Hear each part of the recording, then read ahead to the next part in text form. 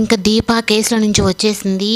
అలాగే ఇంకా కార్తీక్ కూడా అయితే దీపని క్షమించాడు అని చెప్పి అనుకొని ఇంక సంతోషంగా ఉన్నారు అని చెప్పి అనుకునేటప్పటికి ఇంకా జోష్న అయితే మరొక కొత్త ప్లాన్ అయితే వేస్తుంది. అప్పుడు ఇంక ఎన్ని చేసినా బావ నుంచి దీపని వేరు చేయలేను, ఇంకా శాశ్వతంగా నేను దీపని ఇంకా పైలోకాలకు పంపించాల్సిందని చెప్పనని అంటుంది.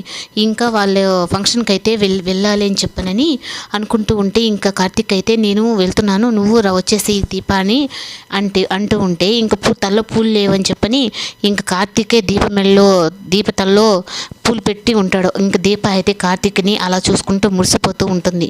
సరే కార్తీక్ బాబు మీరు వెళ్ళండి, నేను తలుపులు వేసుకొని వస్తానని చెప్పి అనేటప్పటికీ ఒక మనిషిని అయితే పంపించి ఇంకా దీప కడుపులో అయితే పొడి చేసి వెళ్ళిపోతాడు. ఇంకా కార్తీక్ అయితే ఏంటి దీప ఇంకా రాలేదని చెప్పని వెళ్ళి చూసేసరికి ఇంకా తలుపు దగ్గర నుంచి రక్తం కారుతూ ఉంటుంది. అప్పుడు ఇంకా దీప ఏమైంది అని చెప్పానంటే కార్తీక్ బాబు అని చెప్పని తనైతే స్పృహ కోల్పోతుంది. ఇంకా వెంటనే కార్తీక్ అయితే ఇంకా దీపని తీసుకొని హాస్పిటల్కి అయితే వెళ్ళిపోతాడు.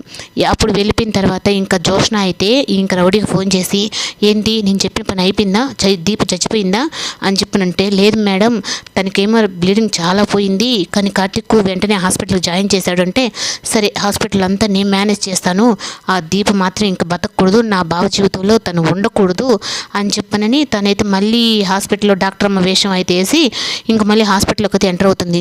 ఇంకా దీపకి ప్రమాదం ఉందని చెప్పనని కార్తీక్ అయితే తన వెంటే అంటి పెట్టుకొని ఇంకా దీపనైతే పక్కకు కూడా పోకుండా అలాగే దీపని చూస్తూ ఉంటాడు.